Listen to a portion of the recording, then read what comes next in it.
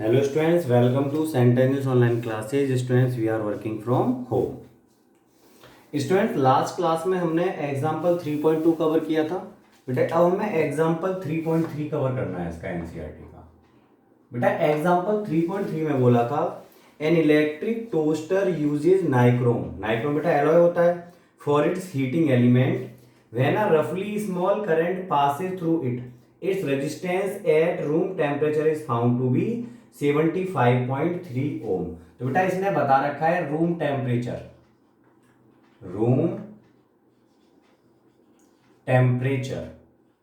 तो बेटा room temperature पर रूम टेम्परेचर बेटा कितना होता है हमारा T1 equal to 27 degree centigrade. तो बेटा उस पर जो रेजिस्टेंस दिया है आपको वो दिया है 75.3 ओम। अब बेटा होगा क्या, शुरुआत में जैसे हमने सर्किट को क्लोज किया करंट फ्लो हुआ, लेकिन करंट फ्लो होने के साथ साथ बेटा वायर हीटअप होता चला जाता है। उस वायर के हीटअप होने की वजह से रेजिस्टेंस क्या होगा बेटा, बढ़ेगा, करंट कम होगा। तो बेटा धीरे धीरे होता क्या है, रेजिस्टेंस बढ़ता जाता है, करंट कम होता जाता है, लेकिन कभी तो रुकेगी ये प्रोसेस। तो फाइनली बेटा ये प्रोसेस रुक जाती है। इट मीन्स रेजिस्टेंस बढ़कर बेटा मैक्सिमम हो जाता है, करंट डिक्रीज होते होते बेटा मिनिमम हो जाता है। तो बेटा उस स्टेट को नाम देते हैं हम स्टेडी स्टेट। तो इसने बता रखा है आगे कि when the toaster is connected to 230 volt supply. बेटा यहाँ पे वोल्टेज कितना लगा हुआ है, 230 वोल्ट का लगा हुआ है। तो आपसे बोला है when after a few second to a steady value of 2.68 ampere. बेटा कुछ टाइम के बाद जो करंट की स्टेडी वैल्यू हो जाती है बेटा वो हो जाती है 2.68 ampere steady state at steady state. तो बेटा स्टेडी स्टेट पर जिसने करंट बोला है फाइनली करंट मिनिमम हो जाता है। फाइनली पहले ज्यादा रहा होगा, अब इतना हो गया, तो हमारे यहाँ पे बेटा मतलब मिनिमम से है ना। और जो वोल्टेज हमने अप्लाई किया था सर्किट में वो तो सेम ही लगा हुआ था पूरे में, यहाँ भी उतना ही वोल्टेज था बेटा। वोल्टेज था 230 वोल्ट। तो बताओ मैं यहाँ से रेजिस्टेंस निकाल पाऊंगा क्या? तो बताओ रेजिस्टेंस क्या होगा बेटा, R2 equal to V upon I. तो 230 अपॉन 2.68। तो बेटा इसको अगर मैं सॉल्व करूंगा ये आएगा 85.8 ओम, ये आ गया। तो आपसे पूछा था कि स्टेडी टेम्परेचर क्या होगा। तो बेटा हमको स्टेडी टेम्परेचर निकालना है, T2 निकालना है।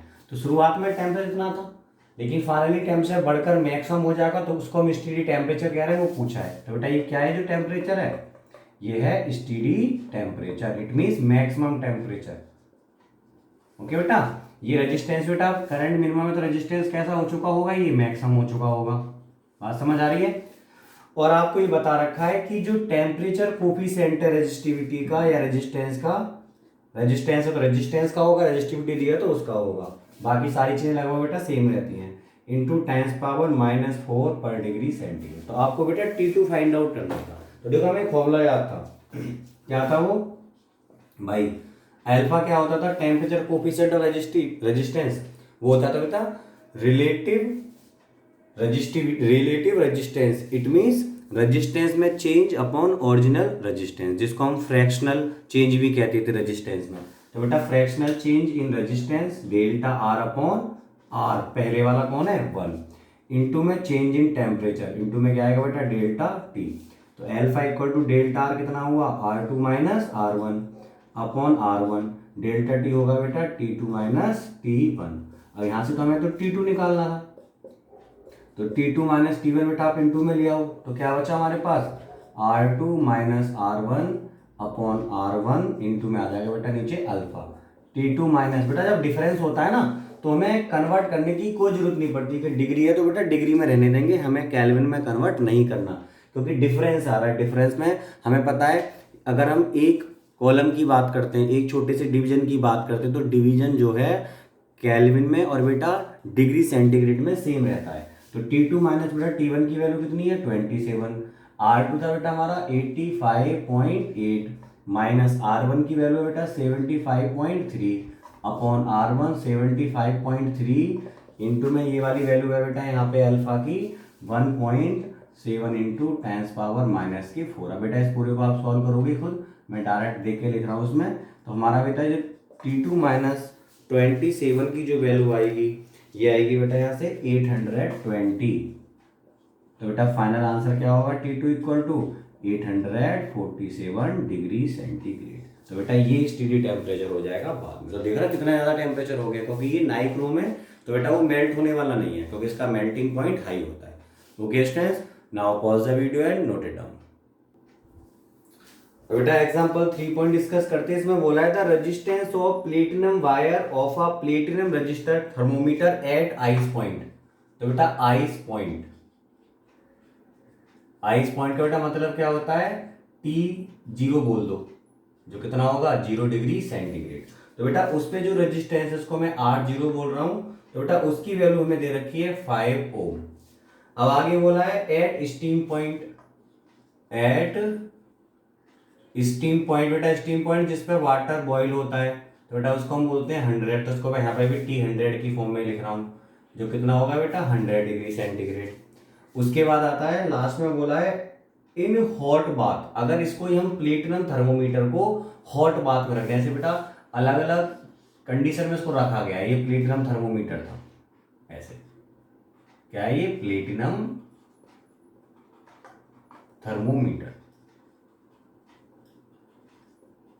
अब बेटा इसको रखा गया है अब की बार एट या in hot bath, in hot bath. बेटा जब इसको हमने हॉट बाथ पे रखा तो हॉट बाथ का बेटा टेम्परेचर मुझे पता नहीं है, मैं इसको टी बोले दे रहा हूं, जो हमारा है T डिग्री सेंटीग्रेड। तो आपको बता रखा है कि बेटा इस हॉट बाथ में जो इसका रेजिस्टेंस आया एट टेम्परेचर T, तो बेटा वो हमें गिवन है 5.795। तो हमें कैलकुलेट करना था कि जो हॉट बाथ का टेम्परेचर है बेटा वो क्या होगा। तो एक्चुअल में हमें T फाइंड आउट करना है। तो बेटा क्वेश्चन क्लियर हुआ सभी को। अब बेटा इसमें आगे बढ़ते हैं। देखो आपको यहाँ पे अल्फा नहीं दिया, लेकिन बेटा हम अल्फा को एलिमिनेट कर सकते हैं। हम जानते हैं एज अल्फा इक्वल टू बेटा क्या होता था, change in resistance upon initial resistance, ये इनिशियल होगा, फ्रैक्शनल चेंज बन गया, इनटू में बेटा आता था चेंज इन टेम्परेचर। सो अब बेटा हमारे पास अब दो केस हो गए, एक बार तो हम T0 और T100 से कर लें, एक बार T0 से और T से कर लें। तो अल्फा को अगर बेटा मैं देखूं तो यहाँ से क्या होगा, delta R, it means R100 minus R0 upon initial कौन है यहाँ पे R0 इंटू कितना डिफरेंस है बेटा दोनों का, 100 और 0 में 100 आ जाएगा ना टेम्परेचर डिफरेंस।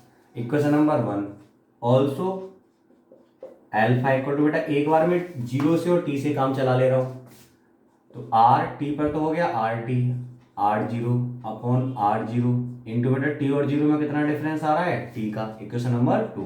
तो आप देख लो बेटा दोनों ही अल्फा की वैल्यू है कि नहीं, तो इक्वेट कर सकते हैं इनको फ्रॉम फर्स्ट एंड सेकंड। तो बेटा यहाँ से हम देखें तो RT, या इसको लिख लो पहले R100 minus R0 upon R0 into 100 equal to RT minus R0 upon R0 into T। Okay students, तो यहाँ के हिसाब से हम देख रहे हैं R0 से R0 कैंसिल हो गया, तो बेटा हमें T फाइंड आउट करना था। तो T क्या आएगा बेटा RT माइनस R0 अपॉन में आ जाएगा ये R100 माइनस R0, और बेटा T कहाँ पे आ जाएगा, यहाँ पे इंटू में आ जाएगा। तो फाइनली हम आंसर लिख रहे हैं इसका। तो बेटा T की वैल्यू क्या आई, RT बेटा RT आपको गिवन था 5.795 माइनस, और बेटा इसके बाद R0 था बेटा हमारा 5, ओके अपॉन नीचे अगर हम देखें R100 बेटा R100 है हमारा यहाँ पे जो R100 की वैल्यू थी, अच्छा उसको हमने लिखा नहीं है, मैं यहाँ लिख दे रहा हूँ बेटा 100 डिग्री सेंटीग्रेड पर जो रेजिस्टेंस था इस क्वेश्चन में 100 डिग्री सेंटीग्रेड रेजिस्टेंस बेटा 5.23 था, तो इसकी वैल्यू बेटा यहाँ पे 5.23 ओम। ओके स्टूडेंट्स, तो R100 की वैल्यू 5.23 रख दूँ यहाँ पे मैं 5.23 माइनस बेटा R0 कितना था हमारा 5 था, आप देख रहे हो इंटू में बेटा 100 भी आ रहा है। अब बेटा कैलकुलेटर से आप खुद करोगे तो इसकी जो वैल्यू निकल कर आएगी वो आएगी 345.65, 345.65। ज़्यादा आ रहा है ना टेम्परेचर, कारण क्या है कि बेटा हमें पता है जितना हाई टेम्परेचर उतना हाई रेजिस्टेंस। तो 0 पर 5 था, 100 पर 5.23, अब देखो ज़्यादा बता रहा है ना 5.795, तो पक्का है टेम्परेचर 100 से ज़्यादा, और हम देख भी रहे हैं कितना है 345.65। Okay students, now pause the video and note it down. Students अब एक्सरसाइज के जो क्वेश्चंस हैं 3.7, 3.8 और एक बेटा यहाँ पर 3.5 है। बेटा एक क्वेश्चन हमने पहले कवर कर रखे हैं, जो टॉपिक किया था हमने रेजिस्टिविटी वाला, उसके साथ साथ मैंने बता रखे हैं आपको क्वेश्चंस। तो इसमें एक क्वेश्चन है आपका 3.6, वैसे तो आसान है बट फिर भी मैं इसको करा दे रहा हूँ। ओके, तो ये मैंने पहले करा रखे हैं, तो आप एक बार उनको अपने से भी ट्राई करना। कौन से क्वेश्चन? 3.5, 7 एंड 8, जो आपको होमवर्क है। होमवर्क में आप कौन से क्वेश्चन करोगे? 3.5, 3.7, 3.8 एनसीईआरटी एक्सरसाइज। ओके बेटा, एनसीईआरटी एक्सरसाइज। अब बेटा मैं जो क्वेश्चन डिस्कस कर रहा हूं वो है क्वेश्चन हमारा 3.6। बेटा देखो इस क्वेश्चन में क्या बोला है, a negligibly small current is pass through a wire of length. बेटा वायर की लेंथ आपको दे रखी है यहाँ पे 15 meter and uniform cross section. बेटा इसका जो एरिया क्रॉस सेक्शन है वो गिवन है 6 into 10⁻⁻7 metre square and its resistance is measured. बेटा इसका जो रेजिस्टेंस है वो 5 ओम है। तो आपसे पूछा था कि इसके मटेरियल की रेजिस्टिविटी बताओ, कि इसकी मटेरियल की बेटा रेजिस्टिविटी क्या होगी। तो आपने बेटा फॉर्मूला पढ़ा था R equal to rho L upon A. तो यहां से बेटा रो की वैल्यू क्या आएगी? R ए अपॉन एल। तो बेटा यहाँ पे R की वैल्यू हमें दी थी 5, एरिया क्रॉस सेक्शन था 6 इंटू 10⁻⁻7 अपॉन बेटा जो लेंथ है वो हमारी 15 मीटर है। तो 5 3 तो बेटा ये आया 2 इंटू 10⁻⁻7। यूनिट क्या होती है बेटा इसकी? ओम मीटर। ठीक है।